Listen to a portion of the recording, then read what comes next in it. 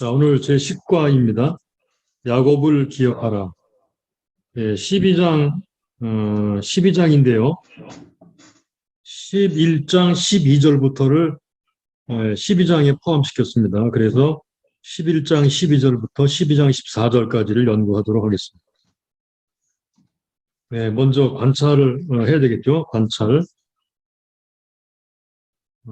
도표를 보시고 단어를 몇 개 찾아보겠습니다.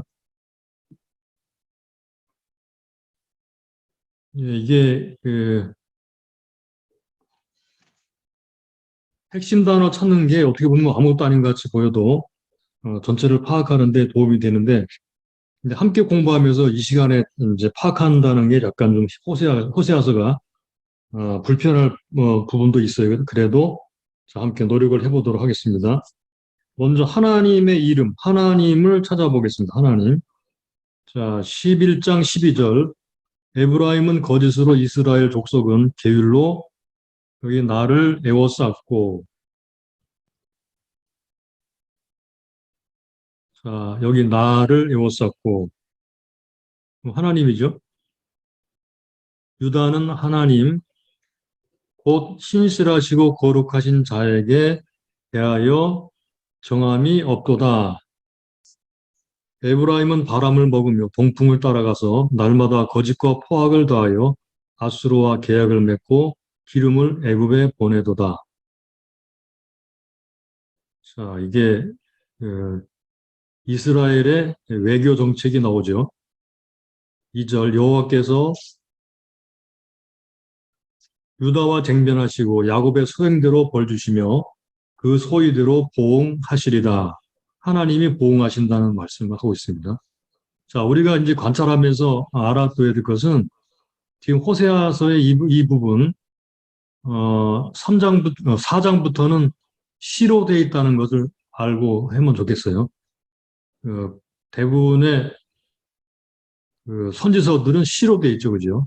그러다 보니까 산문처럼 전체 줄거리를 파악하는 게 그렇게 쉽지는 않습니다.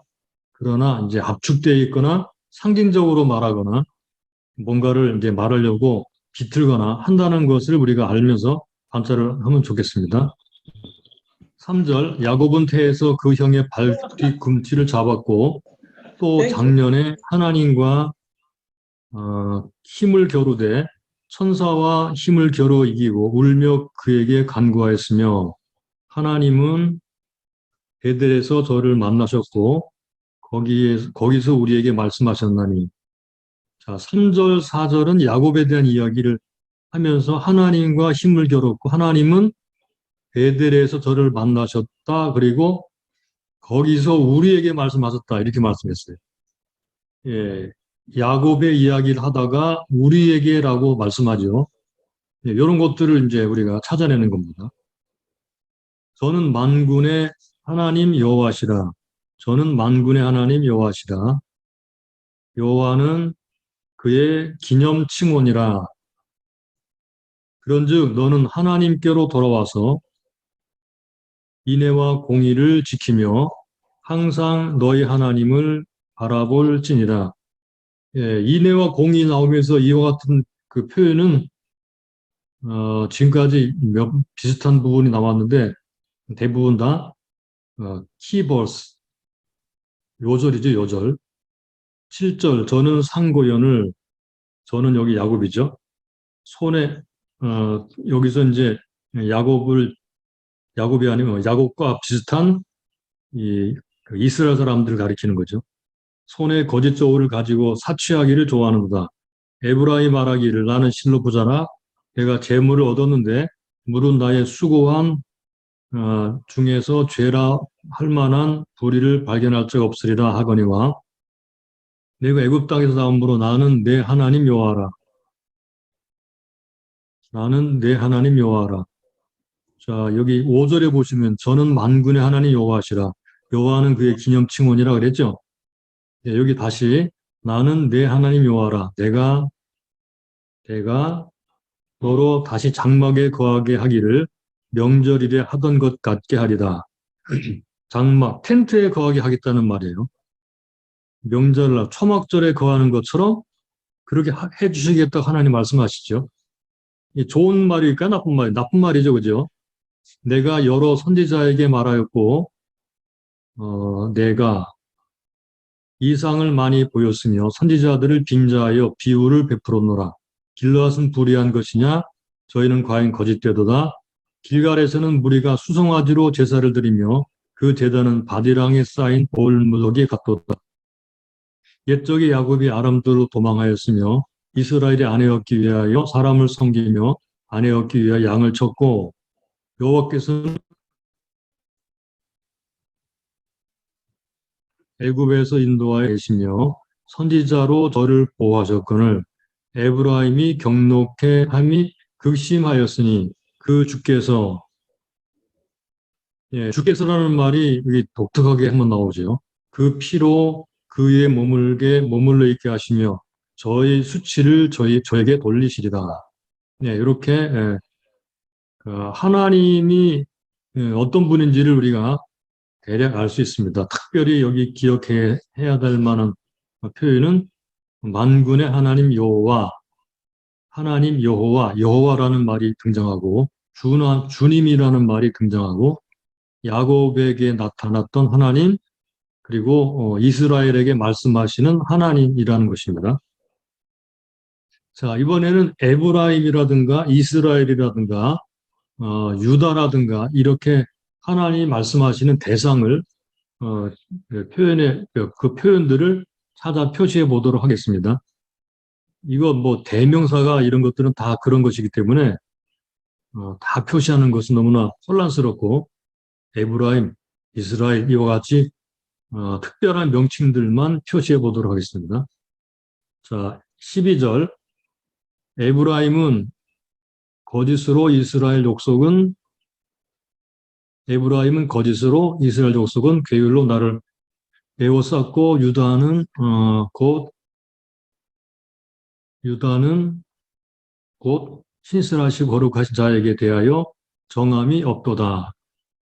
에브라임은 바람을 먹으며 동풍을 따라가서 날마다 거짓과 포악을 더하며 아수르와 계약을 맺고 기름을 애굽에 보내도다. 자, 그리고 넘어갑니다. 그리고는 이제 2절에 유다에 대해서 나오죠. 그죠? 유다와 쟁전하시고 야곱의 소행대로 벌 주시며 그 소위대로 보응하시리라.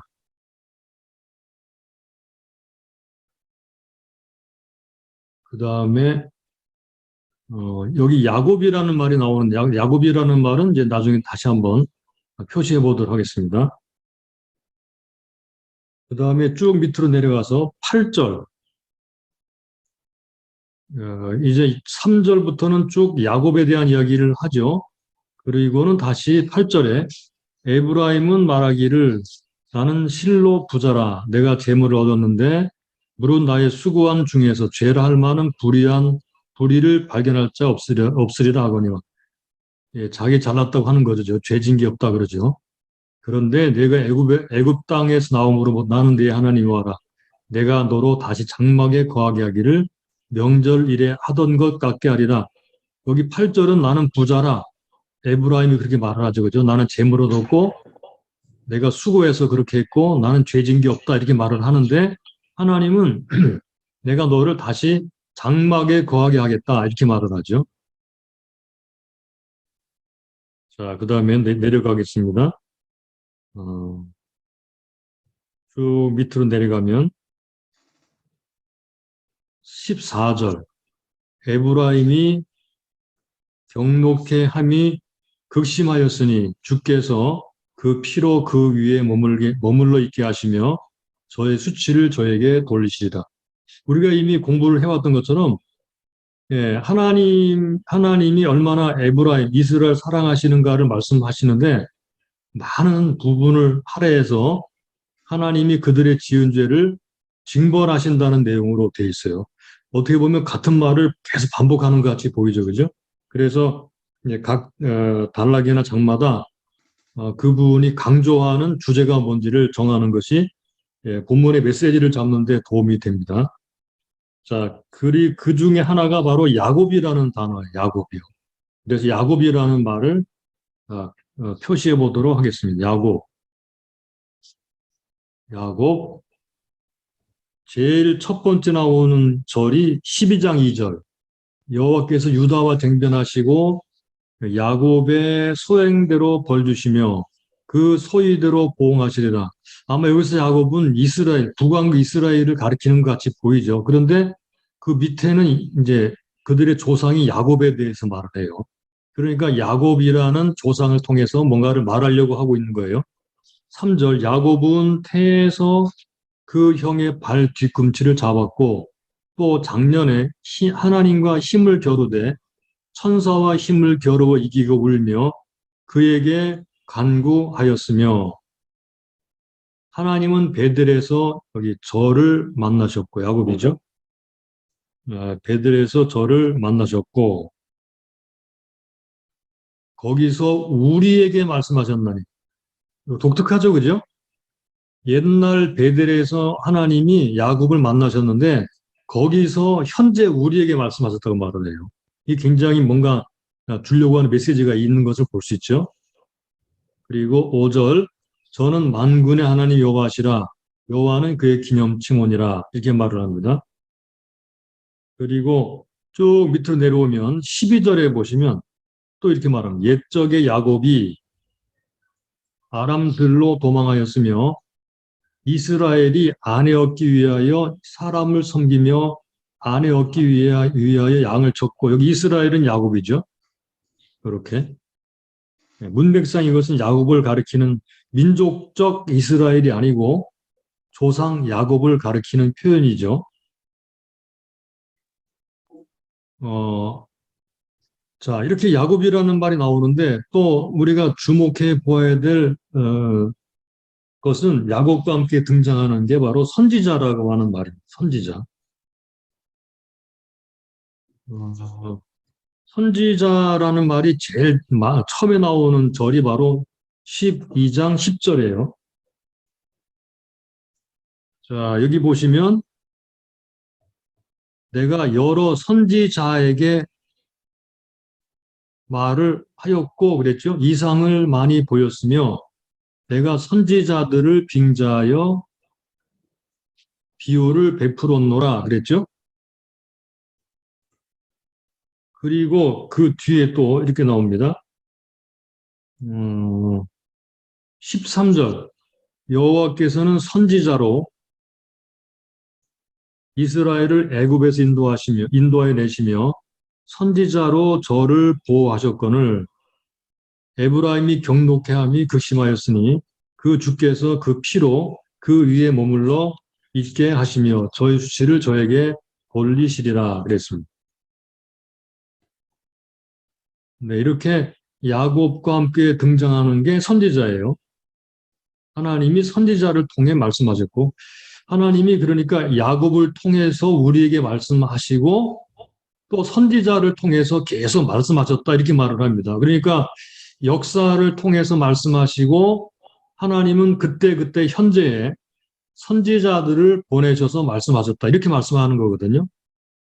예, 이해가 되시죠? 그리고 하나만 더 찾아보죠. 거짓, 괴휼, 사취와 같은 죄를 가리키는 단어를 보겠습니다. 자, 제일 첫 번째 나오는 절이 11장 12절. 에브라임은 거짓으로 이스라엘 족속은 괴율로 나를 쌓고 유다는 하나님 곧 신실하시고 거룩하신 자에게 대하여 정함이 없도다. 거짓, 괴휼이라는 말이 나옵니다. 그 다음에 12장 1절에 에브라임은 바람을 먹으며 공풍을 따라가서 날마다 거짓과 포악을 더하며 아수르와 계약을 맺고 기름을 애굽에 보내도다. 예, 그들이 하는 행동이 거짓, 포악, 괴율 이런 거를 하면서 하나님께 대해서는 정함이 없어요. 반대로 아수르라든가 애국 같은 강대국에게 아첨하고 뭔가를 도움을 얻으려고 하죠. 그래서 하나님은 그들의 소행대로 벌을 주시겠다라고 2절에 말씀하십니다. 자, 그 다음에 7절로 가볼까요? 저는 상고연을 손에 거짓 저울을 가지고 사취하기를 좋아하는도다. 사취라는 말이 여기 또 나옵니다. 그 다음에 11절로 가보겠습니다. 길르앗은 불의한 것이냐? 그렇다 그 말이에요.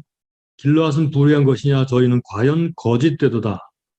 저희 길르앗은 불의한 것이 불의하냐? 그렇게 묻고 그래 과연 진짜 거짓돼 이렇게 말을 하는 거죠. 길갈에서는 무리가 수송아지로 제사를 드리며 그 제단은 밭이랑에 쌓인 돌 무더기 같도다. 네, 이렇게 그들의 특성을 거짓, 괴율, 포악, 사취 이런 단어로 표현하고 규정을 합니다. 자, 그러면 이제 다른 것들은 넘어가고요. 혹시 필요하시다면 개인적으로 해보시기 바랍니다. 바로 3번의 구조적 표현.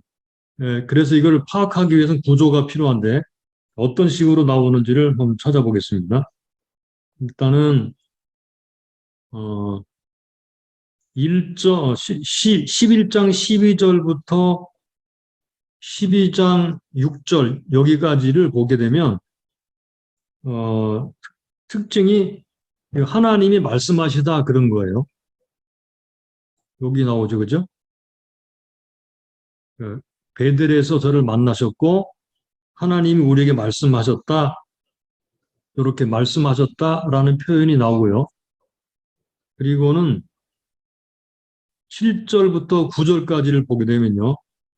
여기까지를 보게 되면 에브라임이 말하기를 에브라임이 말을 하죠. 거기에 대한 반응은 하나님이 또 하십니다. 그리고 10절부터 14절까지는 여기 보니까 그 이렇게 10절 내가 여러 선지자에게 말하였고 이렇게 말하죠. 그 비유를 베풀었다 이것도 다 말이죠, 그죠? 비유를 베풀었다 이렇게 말합니다. 예, 요게 요런 특징들이 있어요. 그래서 여기 특히 보니까 선지자가 여러 번 등장하죠. 그래서 선지자를 통해서 말씀했다는 거예요. 그러니까 여기 특징을 이 구조적 특징을 보게 되면요. 그 야곱을 통해서 말씀하시는 하나님이고 에브라임이 이렇게 말을 하고 하나님이 또 선지자를 통해서 이렇게 말씀하시고 그런 내용들이 나옵니다. 그런데 이거를 세 개의 구조로 볼 수도 있고 또는 크게 두 개의 구조로 볼 수도 있어요. 그러니까 여기 9절까지는 여기 9절까지 여기 크게 여기 1절부터 11장 12절부터 12장 9절까지는 야곱이 등장해요. 야곱 그렇죠? 야곱이 등장하고요. 하나님 야곱을 통해 말씀하시고요. 그 다음에 여기 마지막 10절부터 마지막 절까지는 선지자를 통해 말씀하시고 선지자 이런 구조를 가지고 있어요. 그러니까 하나님이 야곱을 통해 말씀하신다는 것은 역사를 말하는 것이고 이거는 역사죠, 그지 역사, 과거 역사. 이 선지자를 통해서 말씀하신다는 것은 현재 하나님이 선지자를 보내신다는 거죠. 그래도 그들은 나는 죄진 게 없어 라고 말을 하죠. 나는 죄진 게 없고 나는 내 힘으로 부자가 됐어 이렇게 말을 합니다. 그런데 하나님은 너희들은 불의하다. 내가 너희들에게 심판을 베풀겠다 이렇게 말씀하시는 거예요. 자, 그러면 이제 단락 나누기를 해볼까요? 가로 7번. 그래서 여기 특징은 야곱이라고 하는 말이 등장하는 것을 보았어요. 그죠? 야곱 2절에 여러분 표시한 거 보세요. 2절에 야곱, 3절에 야곱, 그리고 쭉 밑으로 내고 그 다음 큰 카테고리 안에 그 12절에 야곱을 가리킨 이스라엘, 이렇게 말합니다. 그래서 제목을 이렇게 정해 보았습니다. 제목을 단원 제목, 장 제목을 야곱을 기억하라.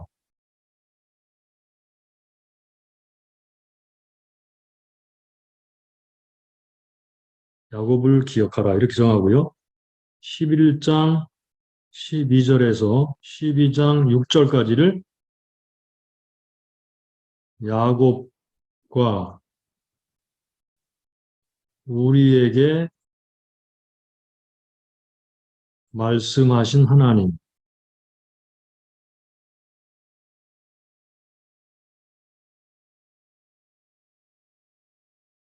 네, 이렇게 정하고요. 그 다음에 12장 7절부터 9절, 7, 8, 9, 세 개의 절은요. 거짓 장사꾼 이스라엘. 예, 이스라엘은 야곱이 받은 새로운 이름이죠. 근데 그들은 거짓 장사꾼이 되었다는 거예요. 그 다음에 10절부터 14절까지는요. 선지자의 말을 듣지 아니한 이스라엘.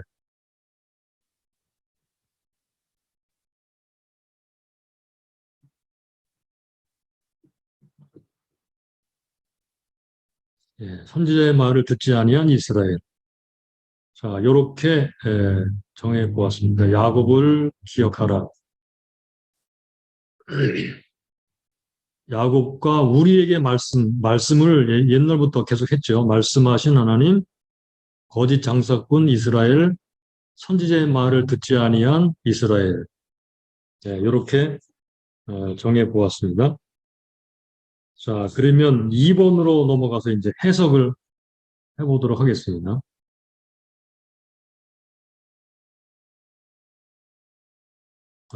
해석을 해보도록 하겠습니다.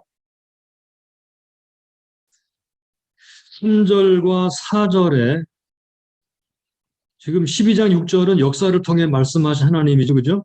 여러분들 교재 거의 꼭새 그 장절 기록해 놓은 옆에다가 역사를 통해 말씀하시는 하나님이라고 적어 놓으세요. 역사를 통해 말씀하시는 하나님. 자, 성경의 대부분 상당히 많은 그런 부분이 역사죠. 하나님이 고린도전 10장에서도 역사가 거울이다 이렇게 말씀하시는데 하나님은 여전히 역사를 통해 말씀하세요. 자, 호세아가 3, 4절에서 왜 그들의 조상인 야곱의 이야기 끌어들인다고 생각하느냐 그랬어요. 야곱은 어떤 인간인가? 어떤 인간인가? 야곱은 상당히 자기 중심적 인물이었죠. 자기 필요를 채우기 위해서 다른 사람들 이용했습니다. 그런데 마침내 야곱은 깨어지는 순간을 경험합니다. 예, 깨지는 순간.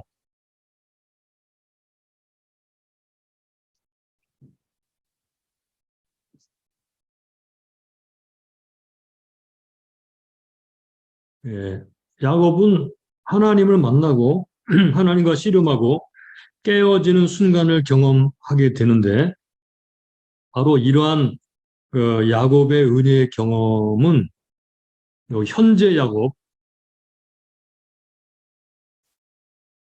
요거를 우리가 보통 이스라엘이라 부르잖아요. 그죠? 이스라엘.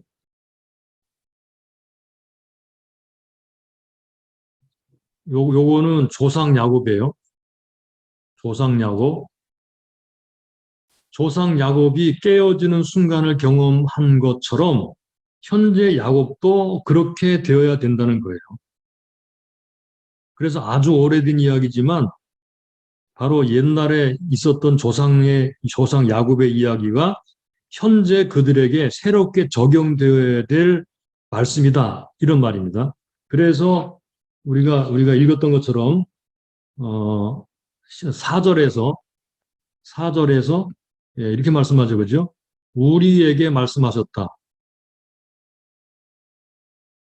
우리에게 천사와 힘을 겨루 이기고 울며 그에게 간구하였으며 하나님은 베들에서 저를 만나셨고 거기서 우리에게 말씀하셨나니 그래서 옛날 오래된 이야기는 현재 새롭게 적용되어야 될 말씀이다.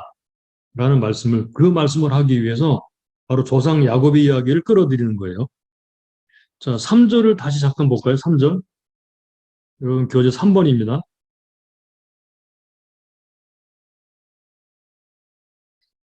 이 3절에서 보게 되면 야곱의 인생이 3절, 4절, 4절을 보면 4절, 3절, 4절을 통해서 야곱의 인생을 세 부분으로 나눠 볼 수 있어요. 요거는 태어날 때 형과의 갈등이죠.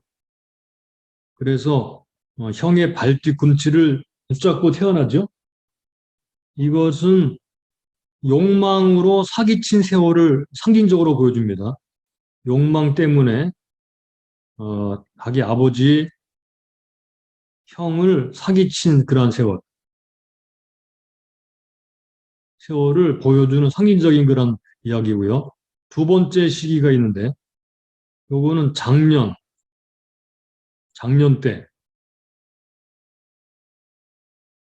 요때는 하나님과 씨름하면서 하나님과 씨름하며 간구했을 때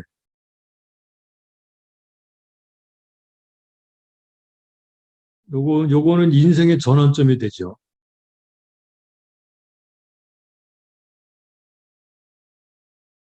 그 다음에 또 세 번째로 말을 하는데요. 3, 4절에서 요거는 베델의 이야기입니다.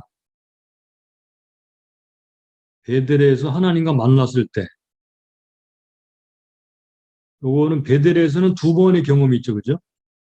두 번의 경험이 하나님 만나는 두 번의 경험입니다. 한 번은 바다나람으로 도망칠 때고 또 한 번은 돌아올 때예요. 이 하나님과의 만난 경험, 예, 하나님을 경험하죠. 그러니까 지금 호세아서가 말을 하려고 하는 것은 꼭 무슨 뭐 1년부터 10년까지 뭐 11년에서 20년까지 이렇게 어떤 기간을 특정 지어서 이렇게 나누어서 말하려고 하는 것이 아니라 이 이스라엘 야곱의 전체 인생을 카테고리로 묶어서 욕망으로 사기치면서 사람들을 속였던 그런 때가 있었고 또 그리고 문제를 해결하기 위해서 하나님과 씨름하면서 매달렸을 때가 있었고 또 한 카테고리는 하나님과 만났던 그런 경험의 때가 있었다. 이렇게 나누고 있는 거예요. 그래서 하나님과 만났던 그 경험을 얘기하면서 바로 우리에게 그 하나님이 그 야곱이 말씀하셨던 것처럼 우리에게 말씀하시는 것이다라고 말. 그러니까 야곱의 역사를 통해서 우리가 배울 것이 있다. 지금 그 얘기를 하고 있는 거죠. 자, 그러면 계속 보겠습니다. 4번 창세기 이야기는 여러분들이 잘 아시는 거니까 한번 읽어보시고 넘어가겠습니다. 5번으로 가겠습니다. 자, 다시 4절을 정리하죠. 우리에게 말씀하셨다 그랬죠? 우리에게 말씀하셨다. 이미 간단하게 언급을 했습니다. 그러면 이스라엘의 그 당시 상태가 어땠는가 그랬어요. 어, 하나님이 야곱에게 말씀하셨을 때의 모습, 이름은 야곱이죠. 거기 그 5번에 괄호 1번에 A. 야곱이라는 말의 의미. 야곱. 자, 야곱이라고 하는 단어가 중요한 의미를 가지고 있죠. 이 야곱은 두 가지를 어, 두 가지 의미를 있습니다. 첫째는 발꿈치를 잡다라는 뜻이고요. 또 한 가지는 속이다라는 뜻입니다. 그리고 야곱이라는 말 안에는 두 가지가 다 들어있어요. 이렇게. 발꿈치를 잡았다라는 말과 속이다. 발꿈치를 잡았던 야곱은 속이는 사람이 된 거죠. 그래서 야곱의 본래 의미인 발꿈치를 잡는 자, 또는 상징적으로 속여 넘기는 자라는 것을 말을 하면서 그런 사람이 결국은 하나님 만나게 되죠. 하나님을 붙잡았을 때 그 이름이 어떻게 바뀌나요? 이스라엘이라고 바뀝니다. 하나님과 겨루어 이긴 사람이 되죠. 여기는 발꿈치를 잡는 자, 속이는 자라는 이름의 의미가 여기 하나님을 이긴 자라는 사람이 이름이 바뀌어서 완전히 새로운 사람이 됩니다. 여기 이름의 이름, 여기 이름의 의미, 이름을 우리가 알 수 있고요. 그 다음에 두 번째는 특성입니다. 특성. 야곱의 특성. 그가 야곱의 특성 이미 이름 안에 잘 들어있는 것처럼 그는 처음에 신실하지 않은 사람이었어요. 그는 거짓 또는 속임, 사기 이런 단어로 표현될 수 있을 만큼 그는 이 신실하지 않은 특징을 가지고 있는 그런 사람이었어요. 그리고 또 12장 1절에서 보게 되면요. 에브라임은 바람을 먹으며 동풍을 따라가서 날마다 거짓과 호악을 더하며 이렇게 말을 했죠. 그죠?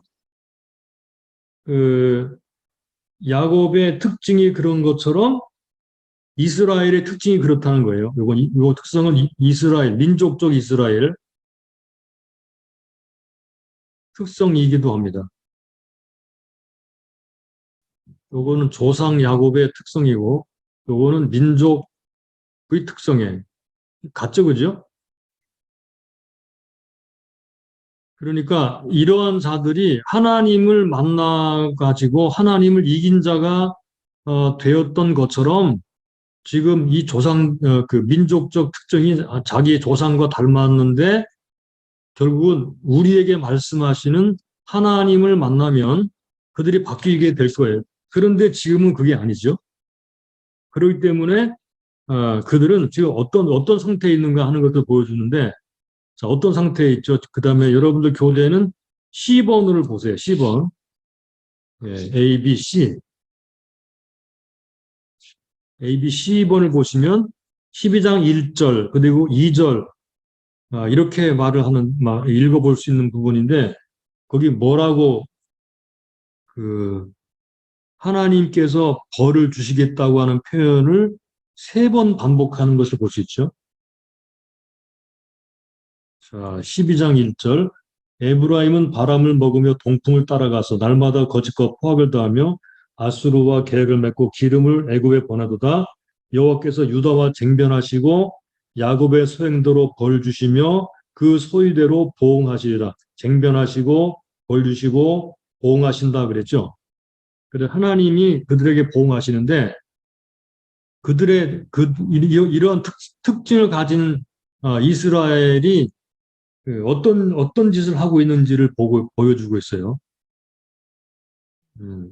요 사람들이 어떤 짓을 하고 있느냐? 여기 12 바람을 먹으며 동풍을 따라가서 날마다 거짓과 포악을 더하며 아수르와 계약을 맺고 기름을 애굽에 보내다 그랬죠. 바람을 먹는다 그랬죠.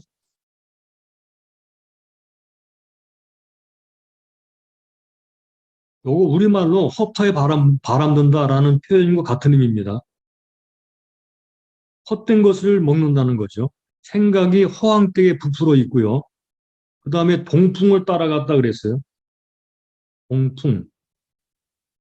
이 동풍은 그 당시 팔레스타인에서 아주 무서운 바람이죠. 이 바람이 불면 채소와 곡식이 다 말라 죽습니다. 그래서 동풍은 사막에서 불어오는 뜨거운 바람인데요. 이런 것처럼 그들은 어떤 상태에 있는가? 예, 지금 특성, 요거 거짓, 속임, 사기, 요게 이제 조상의 특징이고 이스라엘의 특징이죠. 그리고 그래서 세 번째로 외교로서는 줄타기라고 있어요.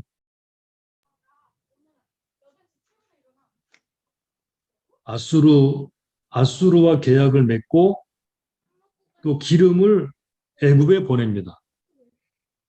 그러니까 어, 아수르와 겉으로는 아수르 편인 것 같이 행동을 하면서 속으로는 애굽 쪽에 이제 붙은 거죠. 왜 40분까지 가야 돼? 자, 왜 이렇게 가야 돼? 그들의 모습이 이런 식으로 나타나고 있어요. 여덟 그러므로 자, 어떤 결과가 가져오느냐? 그 소위대로 보응이 일어나게 될 것이다. 8시 40분까지 하냐? 알아, 그거 뭐 보응,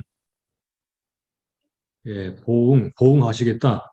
그들의 모습대로 보응하시겠다. 뿌린 대로 거두어진다.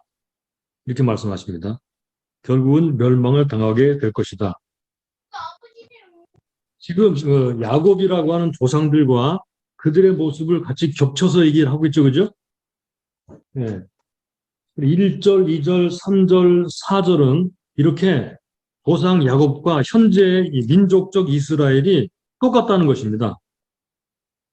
지금 그렇게 말씀하시면서 문제는 뭐냐? 바로 그렇지만 아까도 말씀드렸던 것처럼 다시 앞으로 돌아가서 그 야곱이라고 하는 이름을 가졌던 조상이 하나님을 만나서 여기 이스라엘이 된 것처럼 지금도 하나님이 그렇게 하라고 말씀하신다 그런 말이죠. 그렇게 말씀하신다. 이 말씀을 들어라. 이렇게 말씀하는 거예요. 그렇게 말씀하신 하나님이 어떤 하나님이냐? 자, 여러분들의 교재는 바로 2번으로 넘어갑니다. 이렇게 말씀하신 하나님은 만군의 하나님 여호와 기념칭호 이렇게 말을 하죠. 5절에서 저는 만군의 하나님 여호와시라 여호와는 그의 기념칭호니라. 뭐가 예, 기념칭호다 그랬어요. 이게 무슨 말일까요? 만군의 하나님 여호와라는 말은 모든 군대의 하나님이라는 뜻이고요. 그리고 이 여호와라는 말은 언약의 하나님을 가리키는 표현이죠. 여호와는 언약적 이름입니다. 그들이 기억해야 될 신실하신 언약의 하나님 여호와. 하나님은 언약의 신실하신 하나님이시다. 우리가 늘 기억해야 될 이름이 바로 여호와다 그런 말이지. 이게 기념칭호라는 말이죠. 그래서 지금까지 3절, 4절, 5절을 언급한 의도는 결국은 뭘 말하려고 하는 것인가? 바로 3번, 6절을 말하기 위함입니다. 6절. 자, 6절. 지금까지 쭉 말해온 목적은 6절을 말하려고 하는 것인데 6절을 보겠습니다. 그런즉 이렇게 말하죠. 요 그런즉이라는 말이 강조된 어, 그런 말이에요. 그런즉 강조된 접속사입니다.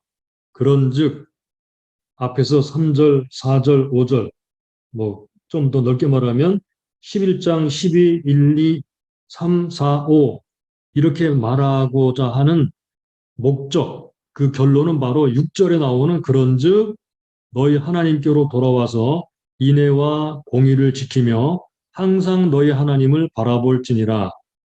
그러니까 조상 야곱이 만났던 하나님, 만군의 하나님 여호와, 우리가 기억해야 될 그 이름, 그분을 만나는 것, 그분을 만나서 그분의 말씀을 듣고 그분을 바라보는 것, 이게 지금 호세아가 말하려고 하는 메시지의 목적이죠. 그래서 여러분 교재 3번, 괄호 3번을 보세요. 6절에는 세 개의 동사를 중심으로 나오고 있어요. 세 개의 동사. 자, 어떤 동사가 나올까요? 첫째, 돌아와서 돌아오다라는 말이 나오죠. 돌아와서. 둘째, 어, 인애와 공의를 지키다. 세 번째, 항상 너희 하나님을 바라보다. 예, 이렇게 세 개의 동사가 나옵니다. 세 개의 동사를 통해서 우리에게 말씀하고 권면하고 있죠. 그죠? 너희 하나님께로 돌아오라. 여기서는 너의라는 말이 강조되어 있어요. 여기 너희라는 말은 강조된 단어 아타라는 말이 사용되어서 너의 하나님이라고 강조되었어요. 원래 히브리어는 이 인칭대명사가 뭐 동사나 이렇게 또 다른 말이 붙어 있죠, 그죠? 그러니까 별도로 떼어가지고 너희라는 말을 강조합니다. 요거는 돌아오다라는 말은 요거는 회개를 의미하고, 그건 하나님을 의지하라는 말을 의미하는 그런 동사입니다. 돌아오다, 회개하라 그런 뜻도 되고, 돌아와서 하나님을 의지하라 그런 뜻이죠. 그 다음에 지켜라 그랬죠. 인애와 공의를 지키고, 여기 여기는 인애는 헤세드라는 말 우리가 잘 알죠, 그죠? 호세아서에 잘 나오는 헤세드, 사랑, 뭐 긍휼 또는 인애라는 말로 번역된 헤세드라는 말이고요. 그다음에 공의라는 말은 미슈파트라는 말입니다. 미슈파트.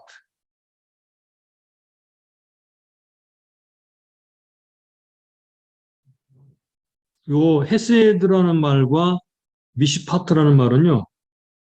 그 언약 신앙 윤리라는 말로 표현할 수 있을 거예요. 언약 신앙 윤리.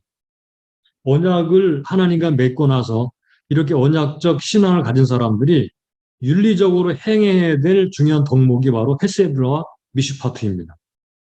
하나님 앞에서 헤세드와 미슈파트, 정의 또는 공의를 지켜라 그런 말이죠. 그 다음에 세 번째는 바라보아라 그랬는데, 바라볼지니라. 요거 바라보다라는 말은 기다리다라는 뜻이 있습니다. 기다리다. 바라보다, 기다리다. 인내함으로 기다려라. 또는 하나님의 신실하심을 믿고 하나님을 바라보고 기다리는 삶을 살아라. 여호와 하나님, 신실하신 하나님, 우리가 기억해야 될 언약적 이름을 가지신 하나님께로 돌아와서 하나님만 의지하고 언약 신앙의 윤리를 지키며 항상 하나님을 의지하고 인내하면서 기다리는 삶을 살아라 이런 말을 하는 거예요. 이게 이제 그들이 해야 될 중요한 행동이었습니다.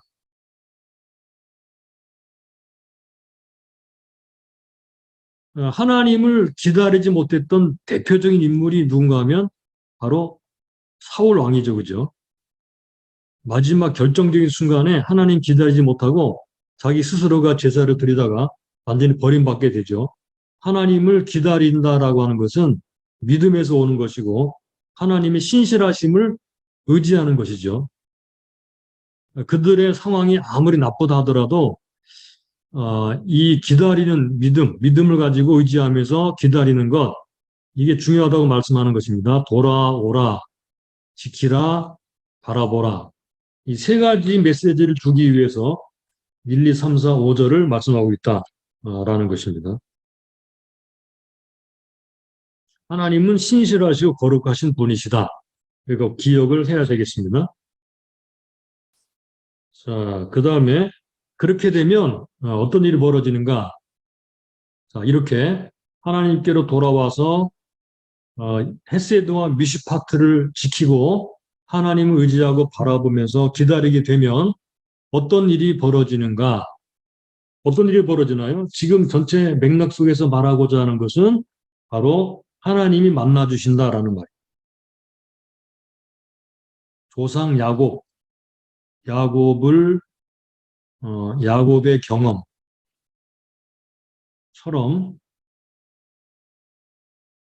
하나님이 만나 주신다. 하나님을 경험한다.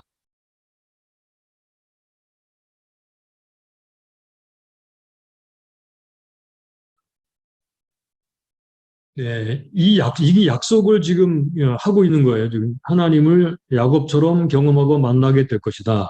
너희들도 야곱의 이름이 이스라엘이 된 것처럼 너희들의 이름은 지금 이스라엘이지만 그러나 진짜 이스라엘이 된 게 아니고 옛날 야곱처럼 돼 있는 거다 지금. 그러니까 너희들이 이렇게 돌아와서 지키고 바라보게 되면 야곱이 이름이 이스라엘로 바뀌었던 것처럼 하나님을 경험하게 된다. 제발 좀 그렇게 해라. 라고 말씀하는 거죠.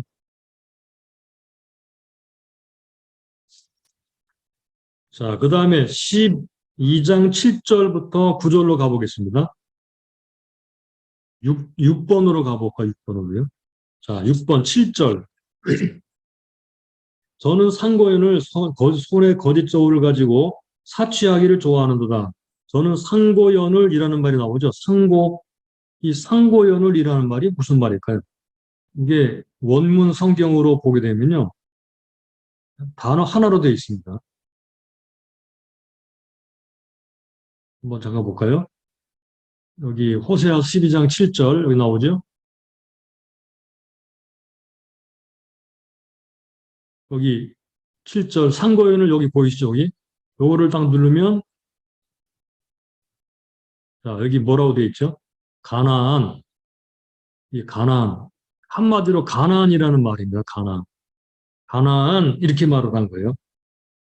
이게 이제 시라는 걸 염두에 두시기 바랍니다. 우리말은 풀어가지고 저는 상고연을 이렇게 만들었는데 그러나 실제로는 한마디 가나안, 캐나안이라는 말입니다.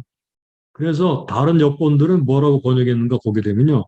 개정판에는 이렇게 되어 있어요. 개정판에는 그, 자, 이게 말 안 듣네. 자, 개정판에는 그는 상인이다 이렇게 되어 있어요. 개정개혁판 그는 상인이다. 손에 거짓 저울을 가지고 속이기를 좋아하는도다. 상인이라고 되어 있죠. 그죠? 상인. 그는 상인이다. 이렇게 번역했어요. 근데 공동 번역은 또 이렇게 번역했어요. 거짓 저울을 손에 들고 남을 속이기나 좋아하는 가난한 놈 같은 것들 이렇게 번역했어요. 또 재밌게 번역했죠. 그죠? 그래서 여기 지금 가난이라는 말은 이 장사꾼을 가리키는 말이에요. 장사꾼. 예, 가나안, 저는 상고연을 장사꾼이라는 말입니다. 한마디로 말을 해서 장사꾼인데 가나안과 장사꾼은 동의어로 사용되었어요. 그러니까 다시 말하면 가나안 사람들에게 동화된 이스라엘을 탄식하는 말입니다. 장사꾼인 가나안 사람과 동화된 이스라엘을 탄식하는 말. 이스라엘은 원래 장사꾼이 아니었죠, 그죠? 원래 장사꾼들은 두로, 시돈, 뭐 페니키아 이런 족속들로 대표되는 그런 민족, 가나안 민족이었어요. 그리고 그들은 국제 교역로를 장악해서 놀라운 번영을 이룩하게 되죠. 근대와 현대도 유태인들은 놀라운 사업 수완을 자랑하고 있죠. 그런데 문제는 뭐냐면 이 가나안이라는 말 속에 들어있는 것은 그들의 도덕성입니다. 도덕성.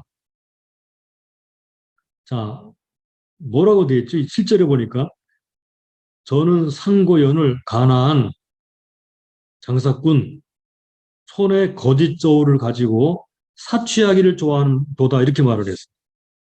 그러니까 그들은 도덕적으로 잘못되어 있다. 사기치는 장사꾼 같다 그런 말이죠. 하나님을 인정하지 않는 재물 중심의 장사꾼이 되었구나 이런 말입니다. 돈만 보였지 하나님은 보이지 않는다. 그 말이에요. 돈만 보이지 하나님 보이지 않아. 다시 말하자면 이런 말입니다. 내가 돈 버는데 하나님이 보태준 거 있어? 그런 말이에요. 8절 보세요. 이렇게 말하잖아요. 그죠? 똑같은 말입니다. 에브라이 말하기를 나는 실로 부자라. 내가 재물을 얻었는데 물은 나의 수고한 중에서 죄라 할 만한 불의를 발견할 적 없으리라 한다. 이렇게 말을 했죠. 하나님은 너 가나안에 남을 속이는 장사꾼 같다. 이렇게 말을 하니까 이스라엘은 나는 부자야. 내가 돈 벌고 부자 되는데 하나님 보태준 거 있어? 이런 식이에요.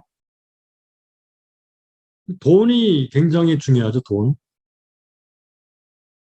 이 돈 때문에 사실은 모든 것이 문제가 되고, 돈 때문에 타락하고, 돈 때문에 하나님 버리고, 하나님보다 돈을 더 사랑하죠.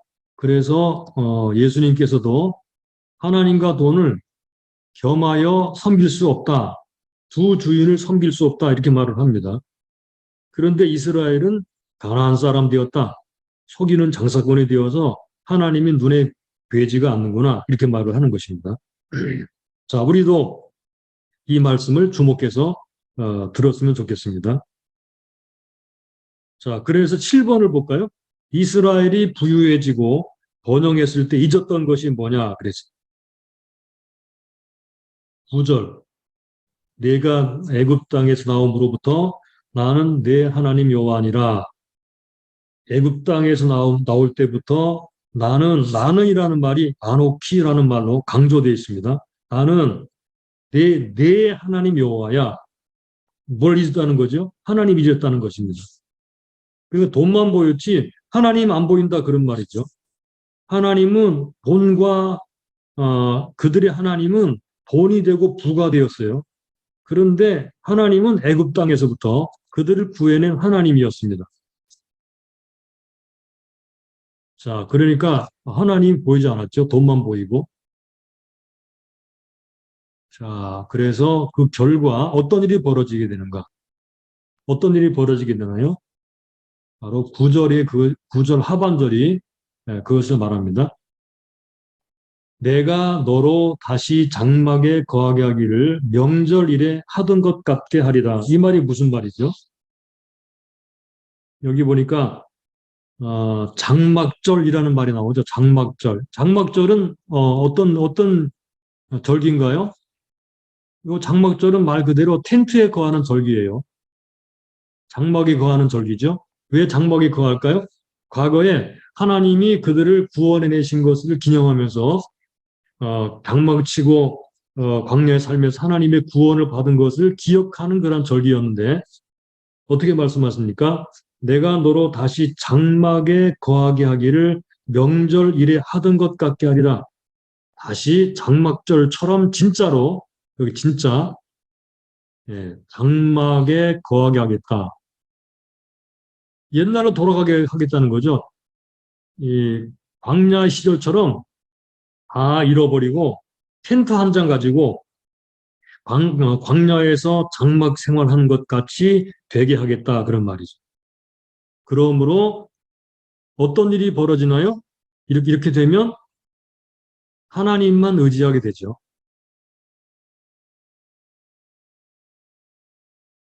하나님만 의지하게 됩니다.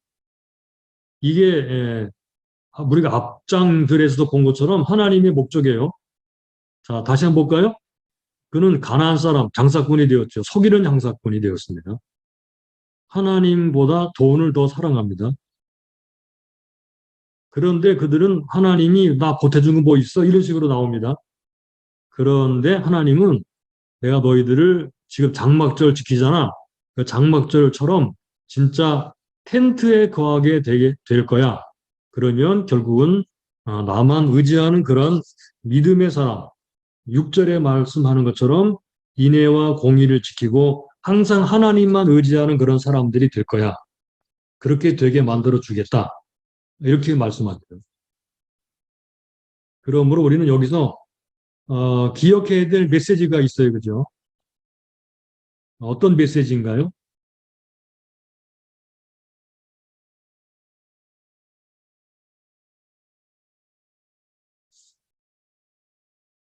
자, 첫째는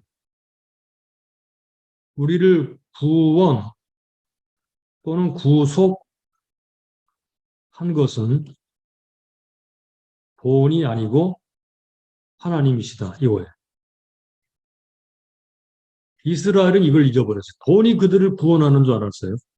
근데 아니야. 내가 너희들을 옛날부터 너희 하나님 여호와야.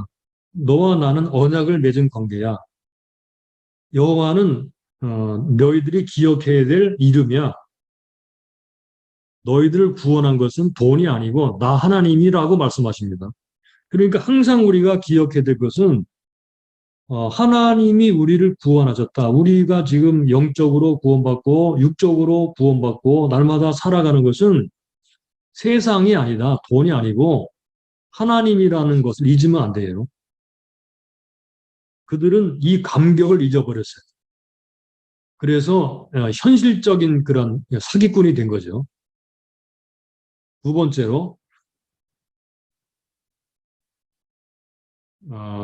하나님이 장막 생활을 1년에 한 번씩 절기를 지키도록 한 것은 하나님이 구원하신 그 구원의 경험을 잊지 않고 날마다 똑같이 경험하며 살아가도록 하기 위함이었습니다. 그러므로 하나님이 우리에게 주시는 말씀은 바로 하나님의 구원 또는 하나님 자신이에요. 하나님 자신을 날마다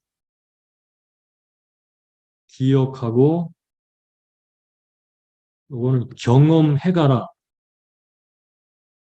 경험하는 삶을 살라는 것입니다.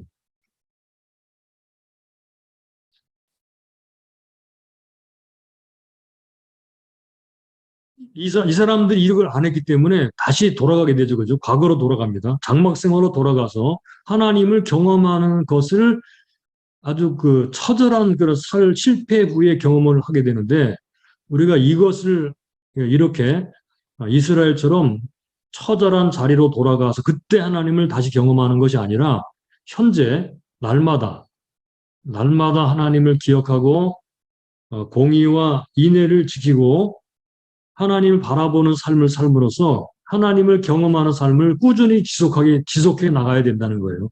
이게 인간입니다. 이게 인생입니다. 한 번의 경험, 그리고 과거의 경험을 가지고는 한계가 있는 것인데 그 한계를 극복하기 위해서는 날마다 그걸 경험해야 되죠. 그렇게 하기 위해서 명절이 필요한 것이고 그렇게 하기 위해서 말씀이 필요한 것이고 그렇게 하기 위해서 기도가 필요한 것이고 그렇게 하기 위해서 날마다 약간씩의 자극 혹은 하나님이 주시는 그런 충돌, 현실적인 삶이죠. 이런 것들을 우리가 경험하게 되는 거예요. 자, 그러면 이제 마지막 단락으로 돌아가 볼까요? 마지막 단락, 12장 10절로 14절. 여기 12장 7절, 9절 거기에다가는요, 거기 9절 옆에다가 하나님을 잊고 물질을 의지한 이스라엘의 역사, 이스라엘 이렇게 적어 놓으시고, 돈을 의지한 이스라엘 이렇게 적어 놓으시고, 마지막 단락 옆에다가 선지자들의 말을 경청하지 않은 역사, 선지자들의 말을 경청하지 않은 이스라엘.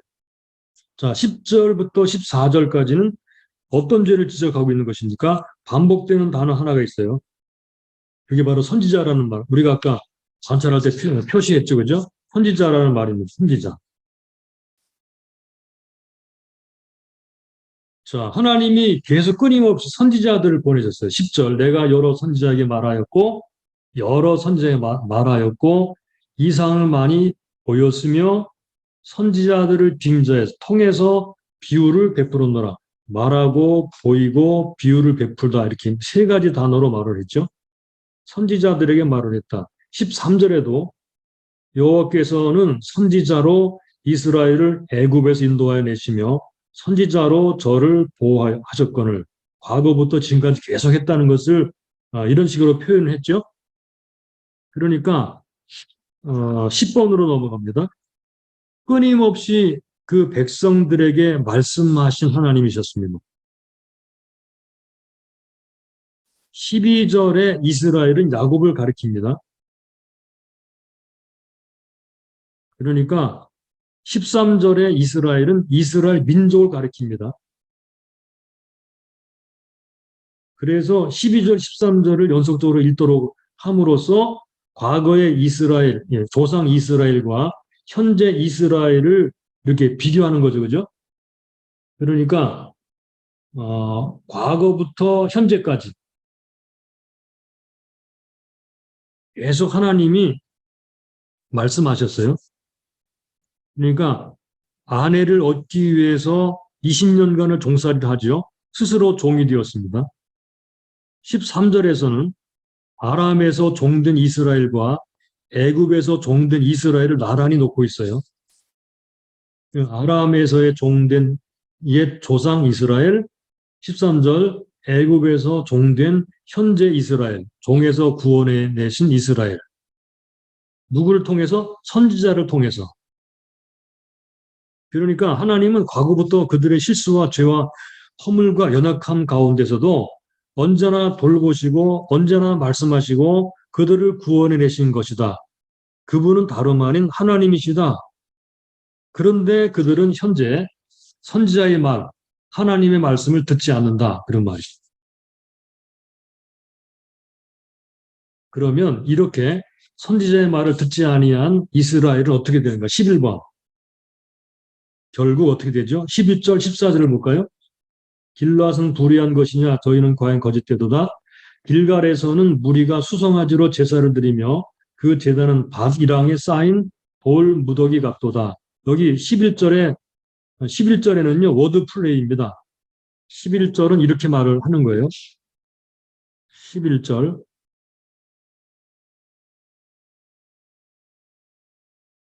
세 개의 비슷한 말이 나오는데요. 길르앗, 그 다음에 길갈, 그 다음에 쌓인 돌 무더기라는 말은 히브리어로 갈림이라는 말입니다. 비슷비슷하죠, 그죠? 길르앗, 길갈, 갈림. 결국 뭘 말하려고 하는 것인가 하면요. 하나님의 선지자의 말을 듣지 아니하고 우상을 섬기던 곳이 요거 돌무더기가 될 것이다. 예, 요 말입니다.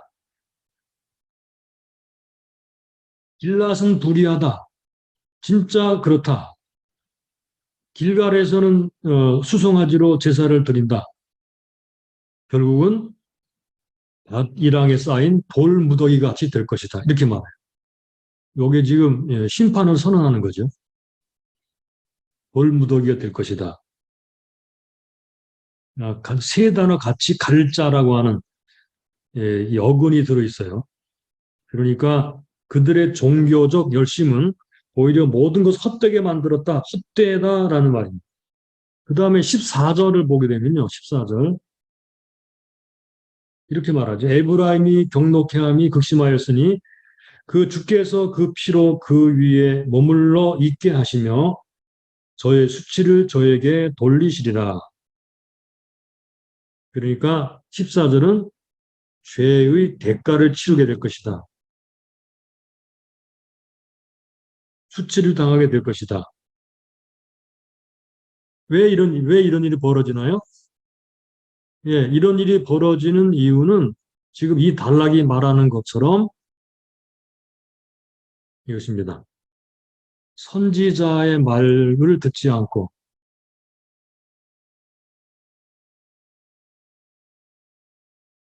종교적 열심만 있었기 때문에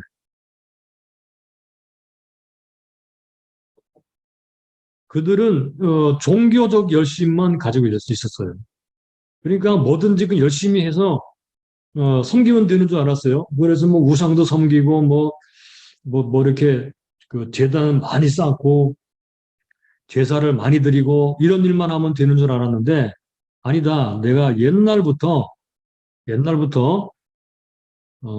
이 조상 야곱 때부터 그리고 애굽에서부터 끊임없이 선지자들을 통해서 말해왔고 이끌어왔다.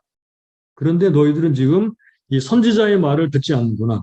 그러니까 그 대가를 치르게 될 것이다. 너희들이 쌓아놓은 그런 그 재단이 돌무더기가 될 것이다. 이렇게 하나님이 그들에게 심판을 내리고 계신 거예요. 자, 이제 마지막으로 결론을 맺어보도록 하겠습니다. 오늘날도 이게 참 굉장히 중요한 얘기죠. 그죠?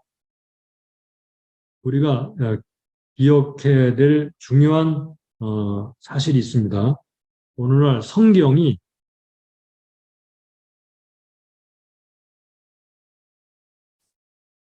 이게 종교적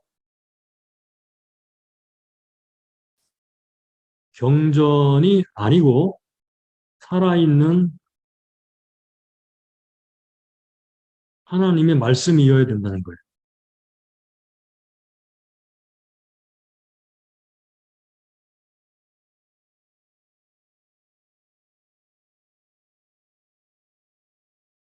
그런데 상당히 많은 경우는 살아있는 경전이 그 살아있는 하나님의 음성, 살아있는 하나님의 음성 혹은 말씀이라기보다는 그저 종교적 경전으로만 여기게 되죠. 근데 말로는 그렇지 않습니다. 그런데 실제로 행동하는 걸 보게 되면 그냥 경전에 불과합니다. 우리의 삶과는 전혀 관계가 없는 종교적 경전으로만 여기는 경우가 우리도 알지 못하는 사이에 들어와 있다는 말이에요. 예수님께서 말씀하시기를 마태복음 4장 4절에서 이렇게 말씀하십니다. 사람이 떡으로만 살 것이 아니요 하나님의 입으로부터 나오는, 여기 나오는 이라는 말이 현재형입니다. 하나님의 입으로부터 지금 나오는 모든 말씀으로 살 것이니라 할 때 말씀은 레마라는 말입니다. 그러니까 이 말이 이제 신명기에서부터 나온 말이죠. 하나님께서 하신 모든 말씀은 지금 말씀하시는 것이고 지금 레마가 되어야 된다 그런 말이죠. 성경은 하나님 음성이 되어야 되고 설교는 하나님 음성이 되죠. 여기 그 말씀, 하나님 말씀이라고 할 때는 크게 세 가지가 있죠, 그죠? 하나는 인격적 말씀, 요거는 예수 그리스도 말씀 하나님이죠. 두 번째는 성경, 요거는 요거는 기록된 말씀, 문자로 기록된 말씀, 요거는 성경이죠. 세 번째 말씀이라고 할 때, 세 번째는 이거는 선포된 말씀, 이거는 선포되는 말씀, 이거는 뭐예요? 설교죠, 그죠? 네, 말씀하면요, 이 세 가지가 다 말씀이에요. 바로 이 말씀들을 통해서 오늘 하나님이 우리에게 말씀하시죠. 메시지를 주시죠. 이거는 살아있는 메시지가 돼야 돼요.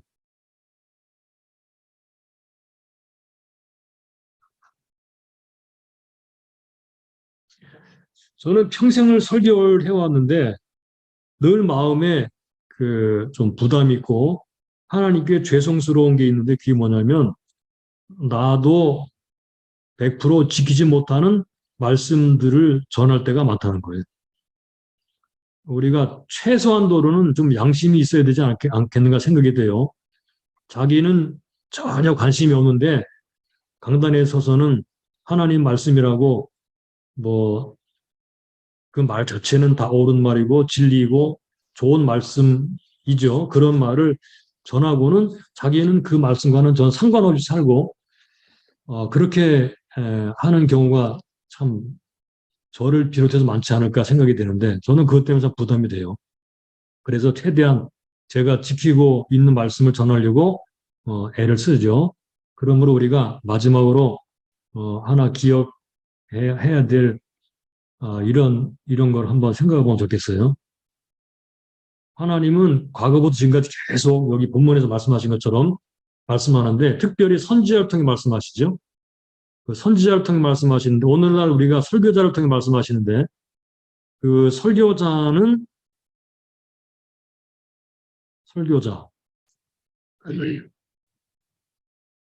이 설교자는 설교 기술자가 되면 안 돼요.